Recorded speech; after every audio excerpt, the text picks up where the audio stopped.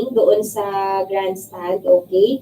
So para po dun sa iba na medyo hindi pa naiintindihan, yan, Kasureko 3 and all other electric cooperatives, in particular, lahat ng electric cooperatives in the entire Bicol region is supporting Kasureko 3 dito po sa pinagdadaanan na challenge, di ba? Narinig na natin to 2 years ago na may isang franchise na gustong pumasok sa area coverage ng Kasureko 3. So ito na nga si Bicol Light and Power Corp. So nag-apply sila ng franchise. Sa dati, previously, madami kasi itong pinopose na bill eh. Yung unang proposal nila within the entire Bicol region. Pero siguro nag-back off sila dahil medyo hesitant sila na kung papasukin nila itong mga electric cooperatives in Bicol region na performing well or mga AAA yung category, for sure maghihirapan sila.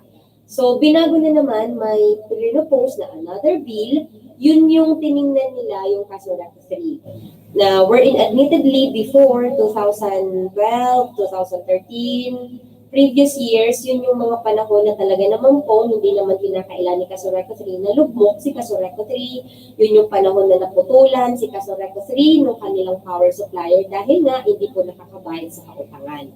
So that was before 2012, 2013, and 2014.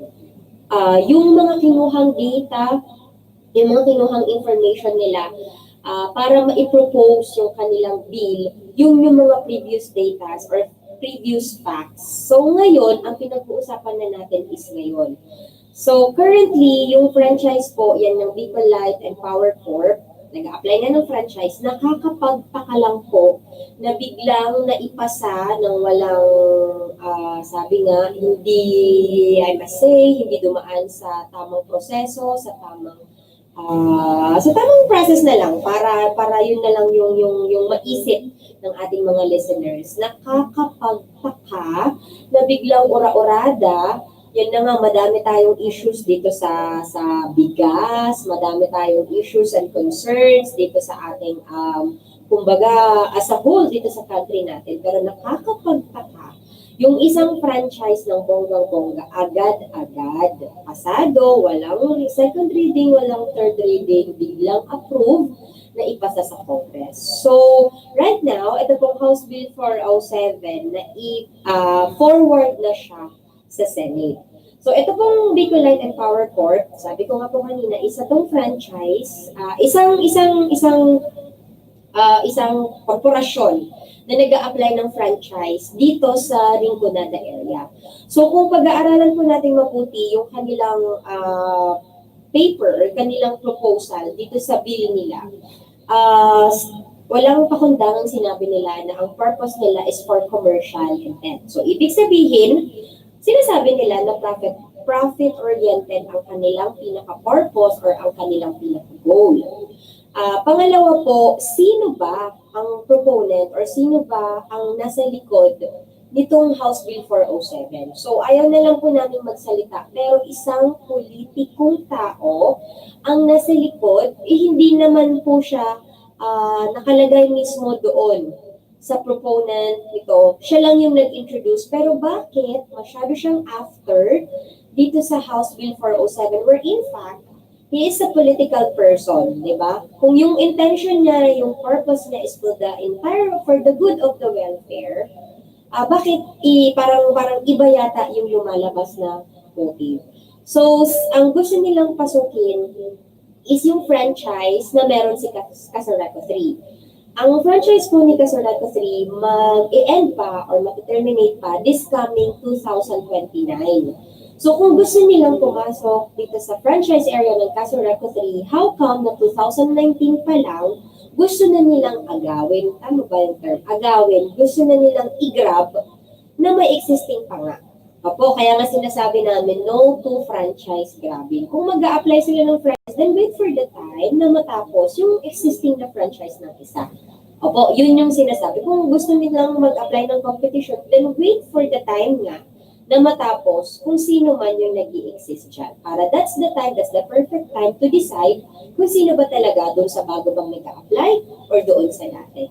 So, pinakita po ni Kasureko 3, syempre, yung kanilang pag-oppose dito sa pagpasok ng House Bill 407. May nagsabi nga sa amin, bakit anya nagpupulos-pugos ka mo? Sabi nga ninyo, dahil na ngayon, sabi nga ninyo na ano na daw, nawala na archive nawala na sa eksena. Nga tangayang one, bigla ka mo nagpupulos-pugos.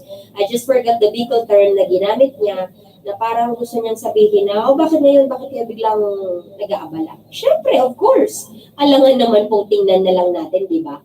Sa end namin, alangan namang sabihin namin na wala kaming ginawa. Kaya ito pinapakita din namin kung paano yung pag-oppose namin. Kasi, sabi ko nga, rights din po namin na mag-oppose dahil of course, nag-oppose kami.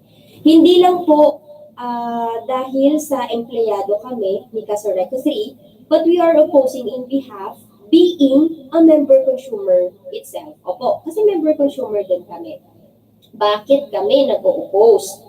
Yung iba po, akala lang nila, ang lagi nilang kino-comment sa Facebook page, okay, para kuno matuldukan, marayan kuno serbisyo, kuno po kasi allege.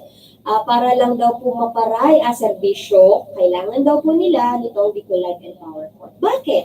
How sure are you na Bicol Light and Power Corp will give you good service? Bakit? Meron na ba siyang existing na franchise na may track record na ba siya na nagbigay sa inyo o nagsabi sa inyo na good ang service niya? Mas mahirap nga yung sinasabi nila kasi sila sabi-sabi lang, wala pang nakapatunayan. Pero si Kasoreco 3, hindi naman po sa pagtatanggol, dumaan na sa unos, dumaan na sa kahirapan, from ailing electric co-op na gawan ng paraan para maging improve electric co-op. Aminin natin sa hindi, di ba? Compare before. Kaya nga po, ginigibuhan man sa medyos, ginigibuhan man po sa paagi, namin na pwedeng mabago, binabago, namin na pwedeng ma-improve, ini-improve. Yun lang po, wag naman nating i-expect na agad-agad. Kasi kung gusto natin ng abrupt change, bakit tanungin natin yung sarili natin? Di kaya sa sarili ko muna dapat magsimula bilang member consumer. Di kaya sa attitude ko muna magsimula the way I pay my bill consumption every month. Di ba po? Masyado lang kasing nakikita yung panlabas. Hindi ina-analyze into more deeper or more yung pinaka-loob or pinaka-intention. So, madami pong pros and cons. And then, narinig ko din po na may nagsasabi na, ilahad daw kasi namin kung ano yung positive and negative effect nito. So, yung tao po yung na nagtatanong, nagtanong ka ba sa amin, di ba? Inalam mo ba kung ano ba yung positive and negative nun? Kasi, mahirap magsalita na hindi ka naman nagtatanong. Opo, di ba? Salita ka na lang na wala ka namang alam. Opo, parang ganun din po sa mga netizens ang iba. Comment, alam ba nila yung pinaka-deeper root? Alam ba nila yung pinaka-deeper purpose? Alam ba nila yung deeper intention? Parang kasi po yung mga nagko-comment, manifestation yun kung ano tayo bilang tao. Wala tayong alam, konti yung alam natin, comment, react tayo. Alamin po kasi natin. Kaya nga po yun yung sinasabi namin, wala kaming tinatago. We are doing our best to become transparent, to relay all the necessary information na kailangan. Huwag po kayo mag-hesitate na magtanong sa amin kasi dito po sa radio program, hindi naman po natin yan malalahad-lahat ng gusto nating malaman. Kung sincere po tayong malaman, tanungin natin, yung office ni Kasoreco 3, ano bang pinagsasabi nyong okay na ang system loss nyo? Oh, go! Pakitaan ka ng data. Ano bang sinasabi nyong okay na ang collection efficiency nyo? Go! Pakitaan ka ng data. Ano bang sinasabi nyong bakit nyo nasabing improve na kayo? Tanungin natin. Hindi yung magsasabi lang tayo, improve na daw, tapos brand out pa. Normal. Opo, hindi naman talaga kasi natin totally mai-eradicate ang power interruption. Lalong-lalo na naman, sa Sabado, may power interruption. Kinaklarify ko po, NGCP po ang nag-request ng power interruption. NGCP na nga, malaking kumpanya nagpa-power interruption. O ano pa kaya kaling electric co-op na sinasabi nga ng ibang maliit lang naman daw, kaya nga gusto nga daw. Di ba po? Yung NGCP ng NGCP, nagre-request ng power interruption kasi normal yun, lalong-lalo na po kung magkakaroon ng preventive maintenance. Alangan naman pong dili i-off or dili i-shutdown ang mga connection. Di ba po? Simpleng analyzation lang po or simpleng logic. Ayoko na po masyado pang kumbaga, diinan. Yun lang po yung gusto namin i-emphasize. Ano lang po kasi, hindi rin lang naman kami, ako for example, nandito sa radio, hindi man lang mag-react. So, sasabihin sa amin, nga kaya kamo nagpupulos-pugos, inaandal ka mo, nakakatakot na yan ka mo, hindi rin. Hindi kami natatakot, hindi rin po kami kinakabahan. Na-challenge po kami. Opo? And we accept the challenge in a very positive way. Diba? Hindi yung negative way. Kasi sabi nga namin, okay, kung may challenge, sige, wag nating hintayin yung nangyari sa Aleco. Opo, yan yung pinaka-example natin. Pumasok yung private entity. Bakit? Nasolusyonan ba yung power interruption? Di ba po hindi naman? Yan. Ano lang nangyari sa rate nila? Lalong tumaas. As per simulation, nung nag-attend po sila sa Senate and sa Congress nung hearing, nung department managers namin sa Casonaco 3, together with the ERC, together with the proponent nitong Bicol Light and Power Corp, tinanong ni Senator Grace po, ang ERC, ano ba ang magiging effect nito sa rate? Walang pakundangang sinagot niya. Nag-simulate na po kami niyan, Senator Bo, and automatic, the rate will become double or more. Opo. So kung yung rate natin ngayon 11, grabe ang posibilidad na pag pumasok sila, 20 ngayon. Not unless gusto natin ng mas mahal, go, kung gusto natin mas mahal. Ang kinipasyon lang namin doon, ano ang sinasabi nilang katibayan na mas mapapaganda nila yung services na meron si Casonaco 3. Bakit? Meron na ba silang existing track record na nagsasabi, uy, ang galing nila, multinational awarded sila, AAA sila na kaya nilang maibigay yung service na sabing hindi nabibigay ni Casonaco 3. Opo. So itong political figure na tong sinasabi ko, kung yung intention talaga niya is to help and to make the welfare of the member consumers, di ba nga, mabuti at maayos, why? Just help. Kung gusto mo talagang tumulong ka. Kung kulang kami ng facility, go! Suggest ka na ito ang maibigay mong facility. Gusto mo nga, mag-donate ka kasi total, political figure ka naman eh. Kung talagang gusto mong tumulong. Ang tanong, gusto ba talagang tumulong or gusto mo din maka-earn ng profit? Di ba po? Kasi private to eh. Doon sa proposal nila, ang kanilang capital is only 5 million if I'm not mistaken. How can a certain corporation existing with 5 million capital can operate, di ba? Ang isang substation nga po, kulang yata ang 30 million eh. So paano? Paano siya gagawa ng substation niya?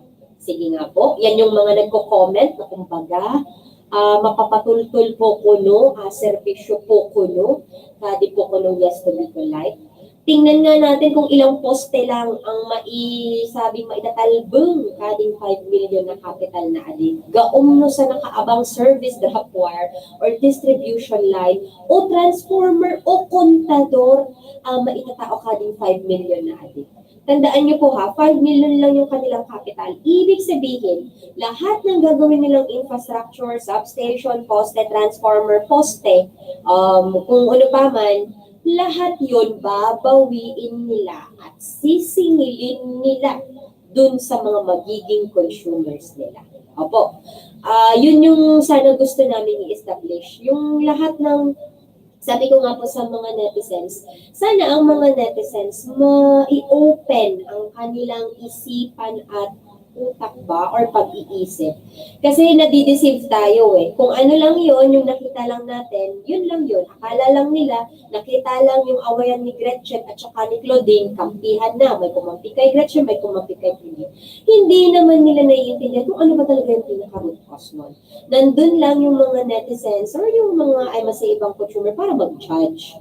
Sana po kung mag-judge tayo, kung magko-comment tayo, let that be a very wise comment Let that be a very wise decision kasi everything lies on us, di ba? Masyado tayong nagdidemand ng change. However, have we changed ourselves in the very first place?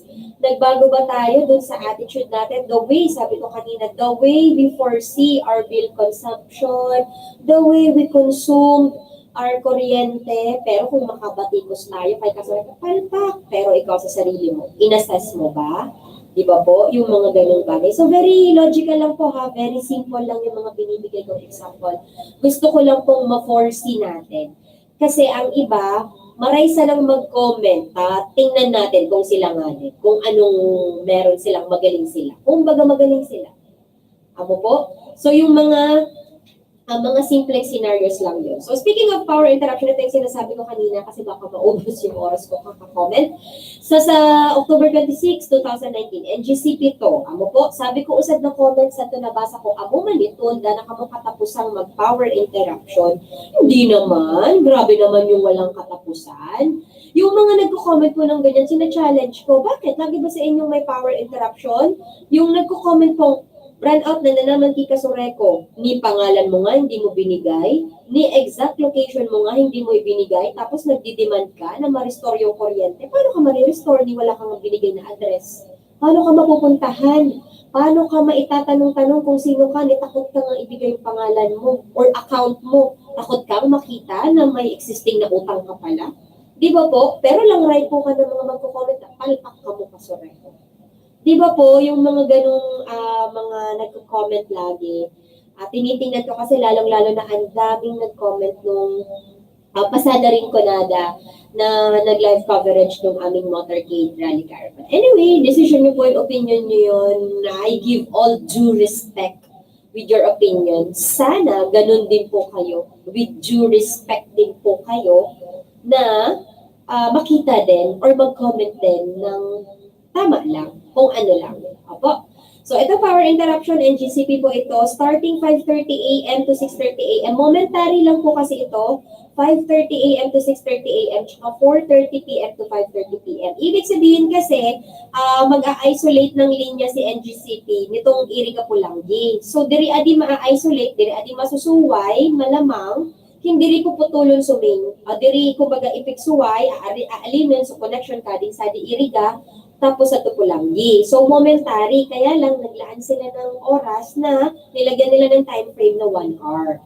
Pero as per NGCP, momentary lang naman ito para wala na naman kayong masabi na naglampas na naman niya kamo sa tuturasyon na ito. Again, kung sakasakali dun sa area nyo, lumampas or may power interruption, please, isolated power interruption yun, wala yung kinalaman dito. Opo, ang pinaka-best na gawin natin, i-report nyo ng maayos. Kasi dun lang yun sa linya nyo, isolated lang, masasabi. Magkaantong kaiba sadi sa nagtulugar ninyo. Posibleng, ako na naman nagkakawitan, nasanga, nagdampi, kaya nagpara run out, nagpara sabing kimat-kimat, nagki-Christmas light, kuwasang kiniklearing na abo pang ipapulod, kuwasa ko nung sumangga, so, lukban, intero ko nung sayang ko nung kubo nga, tapos sisisihin kami. Apo, may mga ganun, di lang kasi yan makita ng iba. Kasi nga, ang nakikita sa nakaiba, which is, padaklan man na ibang tao, nababaydan sa napirming karatan. So, karayan, nabubulag sila. Bakit kaya ganun? Ang bilis husgahan ng masama. Pero yung kabutihan, ang tagal ma-recognize. Kasi ayaw nilang aminin sa sarili na meron naman talagang kabutihan. Ang dali lang magsabi ng masama. So, ito pong sa NGCP power interruption, activity nila, momentary power interruption to facilitate isolation of Iriga-Pulanggi 69 kV line due to implementation of wood pole replacement. At saka sa hapon naman, momentary power interruption to facilitate reconnection of Iriga-Pulanggi 69 kV line section. So, momentary lang ito. 5:30 a.m. to 6:30 a.m., 4:30 p.m. naman to 5:30 p.m. Opo. Set na oras sa ramrag, sad na oras sa apon. Again, NGCP po adi, buko po ading kaso Reco 3. Iba man, basa na sana, di pa nababasa. Pero may binabatikos kaso Reco at ang NGCP nga niso nag-request. Kung maka-comment, wagas. Di nga nigad isik, kung ano ibig sabihin ka NGCP. Di ba po? Ay, nako. Okay, so i-discuss ko po sana itong pros and cons itong Bicol Light Power Corp. However, medyo time constraint na tayo. Yun lang naman po yun. Very simple. Nakalagay dito, meron sa pros, affordable rates sa Casareco 3. This is a comparison between Casareco 3 and Bicol Light and Power Corp. Okay, so Casareco 3, may affordable rates. Bakit namin nasabi may affordable rates? Kasi po, ang rate na pinapalabas ni ARC, pagkaan sa kagustuhan sa mga ni Casareco, gusto ngayon ni Casareco 3 magtaas. Tataasan kita. No! Ang rate natin sa isang buwan, lahat yan with the approval of ERC. Hindi kami pwedeng magpalabas ng rate na pwede sa nanganing singilad na 20. Hindi. Kasi may cap na sinasabi yan. Kailangan dun ka lang papasok sa ipinalabas na rate ni ERC kung magkano din yung singil ni San Miguel, kung ilan din yung percentage yung sa finance ko yan, medyo kaya malawak ka explanation kan.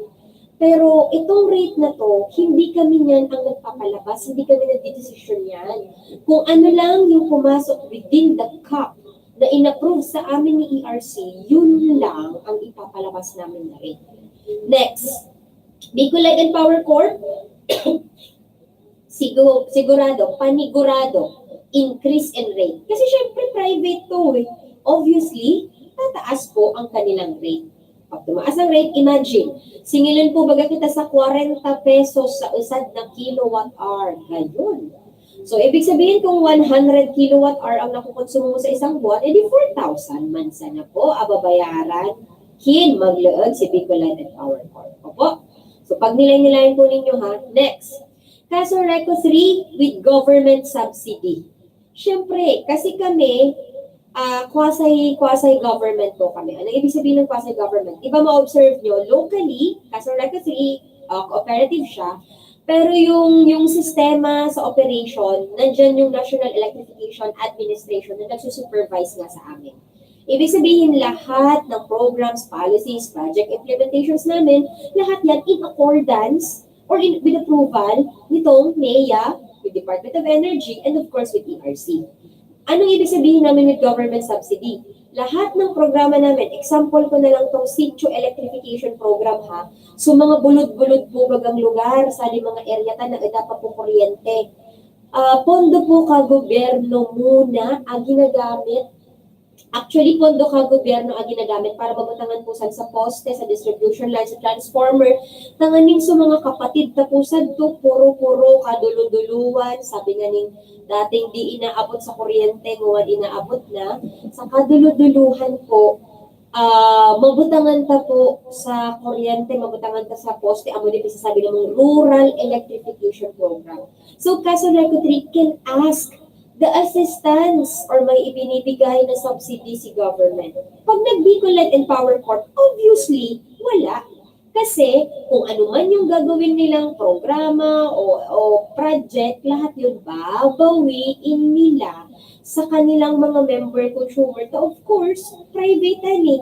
Isad na tawaan nagkakapot kan, purpose kan, makagain sa profit, makagain sa income. Ano po? Next.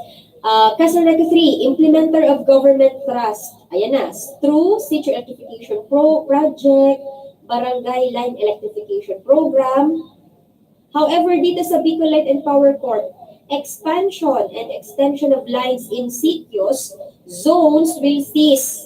Ito ha, kung di po natin nagigets. Sabi ko kanina, yung sitio electrification program, hanggang sa kaduluduluhan ng dulo ng area coverage, mapabulod dito, Loyoyan, Carano, dito sa Lakeside, Buhi, we have the mandate na kailangan malagyan yan ng kuryente. Imagine niyo po dapat malagyan yan ng kuryente. Imagine niyo yung struggle na migbalyoy ka sa Rano, so poste, so kontador, so transformer, ibabalyo mo sa Rano, migbaklay sa perang kilometro para maitildok sa tukuro ko bundok sa poste. Pag pumasok ang private, wala yang pakialam sa mga rural areas. Ang after lang yan sa kasentruan, kasi nga profit yung intention nila eh. Kinsari lang so ako sila magiging, sadturang sila. dahil sila pakialam, hindi kuryente upload, tauno man nila saan makukuha. Kasi kung iisipin po, kung i-analyze nyo ha, dito, for example ha, sa Iriga, Balatan, ang consumers ng Iriga at ng Balatan, sobrang lamang ang Iriga kasi nga yung Balatan malayo na nun. Kung kami, maisip kaming electric co-op, hindi na namin papailawan yung Balatan kasi kaya na namin yung ma-earn dito pa lang sa Iriga. Pero hindi. Kasi nga yung mandate sa amin, kahit yan kaduluduluhan, kailangan namin yung lagyan ng serbisyo ng kuryente kasi everyone has the right na magkaroon ng kuryente regardless kung rural area yan o kasentruan man yan. So pag pumasok ang isang private, wala na yung pakialam sa rural area. Ang after lang yan, dun nga sa kasentruhan, dun sa, kumbaga sa parte ng karne, di ba po, na-imagine ninyo parte ka baboy, di ba, ang kung mga parteng inaapon-apon na, ay, okay na ito, daw ito na kalaman-laman na gatikat, okay na ito, apon ko na ito, sadi na sa naku kaburusan, tasadi sa kalaman. Ganun lang po yun dun lang siya sa may meatiest, dun lang siya sa madami siyang makukuha or madami siyang magiging or market. Next, member consumers owned. Ito, sa Bicol Light and Power Corp, member consumers will no longer be considered as owners. I have a friend personally po, taga Albay. Ay grabe, pagpasok po ng APEC sa kanila, wala silang magagawa. Kung ano yung gustong ipa-implement ng may-ari, kasi private nga, wala silang magagawa. Walang boses na maririnig sa mga member consumers kasi nga, wala. Hindi na, wala na silang rights, wala na silang voice, wala silang sectoral representatives, wala silang kung mga sinong representative sa barangay council kasi nga privately owned.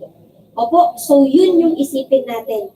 Dito sa Casoreco 3, we have multi-sectoral electrification advisory council. We confide with the barangay. We confide with member consumers. Okay, we accept the suggestions kung anong pwedeng ikabago for the improvements sa ikakaray. Ako po ang permitang isipin. Next, Casoreco 3, with assistance extended during calamities. Ayan ha. Casoreco 3, totoo to, nakakuha tayo ng assistance doon during nung nagbagyo. Di ba? Nakakita ka, nararamdaman ninyo kung ano mga nagtabang ng mga other electric cooperative, nag-task force, nagtabang para po, para po matabangan na maialin sa mga distribution lines na saralbudan, sa mga poste. So, we expect assistance from other electric co-ops. However, pag dito tayo sa Bicol Light and Power Corp, of course, no assistance extended during calamities. Takandaman nga ni Ann. Kandaman sanayan. Siraman sana interesado kan. Inda ko lang man usayin pa po kan sa mga nasa rural area. Siguro sabihin kan labot man kan. Pero dito tayo sa Casoreco 3, walang ganun, hindi pwede. Hindi umalis yung task force hanggat diri nila nababayad na nasa 90% na sa mga lugar na energized na. Pagka nga magpubaga, isipin taman po bagong puro na lang po kita pangbabatikos o pangbabash. Next, non-stock, Casoreco 3 ha, non-stock, non-profit and service-oriented. However, Bicol Light and Power Corp, profit-oriented and no track records on distribution line. Ito yung sinasabi ko. Nagparasabi po si Bicol Light and Power Corp na they will be the answers. Sabi nga nun, they will be the answer daw. Gayon, to the grievance daw, sa paghihirap daw ng mga taga-Rinconada daw. How sure are you? Diba? Sabi-sabi, nagsabi na they will be the answer. Anong pinanggagalingan na masabi man lang nilang data na they will be the answer? Ni pangalan nga, ayaw nilang isabi. Ni nag-propose nga, mga bagong kakapasado lang ng mga abogado, nalapak ang mga moving 21 years old, na diri mga bistado. How can you say na they will be the answer? Di ba po? Madami nagko-comment noon, yes na to Bicol Light because they will be the answer. Oh, paano nyo nasabing they will be the answer? Nag-answer kaninyo na they will be the answer? Ay, naku po. Masyado lang kasi po sigurong mababaw yung ating pagtanaw. Ayan. Ano po tayo? Bilang isang normal na consumer and then normal na citizen din, siguro kailangan nating magbasa ng may malaman tayo at kailangan nating maintindihan. Siguro yun lang po. Yun lang po yung kulang. Naalala ko lang kasi kaya ko to sinasabi, may nagsabi sa amin, nag-comment sa radyo, di man nga ni kuno na mo pigdi-discuss, di man no pros and cons. Eh, kasi di man niya nag-uunga. Takot nga siyang pumunta kay Kasoreco 3 eh. Kasi kung talagang totoong media personnel siya, and he really wants to give good and truthful information to his listeners, why not ask Kasoreco 3? Or kaya kung Bicolite, pro Bicolite siya, ba't di kaya niya tanongin yung Bicolite? Di ba? Kung anong nakalagay dun sa mga pinopropose nila. Na nakalagay nga dun, for commercial purpose. O, di ba? Ano ibig sabihin ng for commercial purpose? Ay, nako. Kung talagang matalino siya, ang taong siya, na nagsasabi niyan. Nagsasabi siya, dito namin yung dinidiscuss. Bakit? Tinanong mo ba kami? Humingi ka ba ng deflect sa amin? Tinatry ka naming bigyan ng leaflets pero ni-refuse mo. O, di ba? Sino may problema?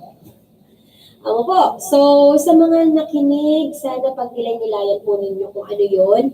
Kung kakulangan kayo ng information, walang problema. Punta po tayo sa Kasoreco 3. Tingnan natin kung nagbubutik po kami. Diba? And kung diri ka mo na-convince, iyan man po kamo kay Bicolite and Power Court. Bayad man po ninyo sa mga papel nila.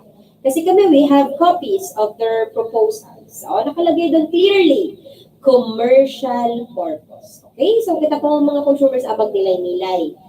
Ayan. Salamat and pasensya na. Nakalampas po ako sa oras. First time itong nakalampas ako sa oras kay Sir Charlie. Pasensya na po sa susunod na mag-a-angkor. Thank you very much po sa lahat ng nakinig at nagkantabay. Abangan po ulit sa next Wednesday. Ang programa ng Kasoreco 3 kasamahan ng nag-iisang Androchina Cario Eraola ng Member Services Department. God bless everyone. Let's just be nice and be helpful in all the way we can. God bless po and bye-bye. Wow, the best episode ko ngayon. Tama yun. Ganon yun. Ganon ang banat mo guys. Ito ang mga pagkaan pa ako sa gusto. Ang madali ang sobrang gagawin, di ba? Ito si Nicolay, ito si Kasoreco. Magkaroon tayo ibigay mo sa ground. So, kasi ano ba ito advantage nito?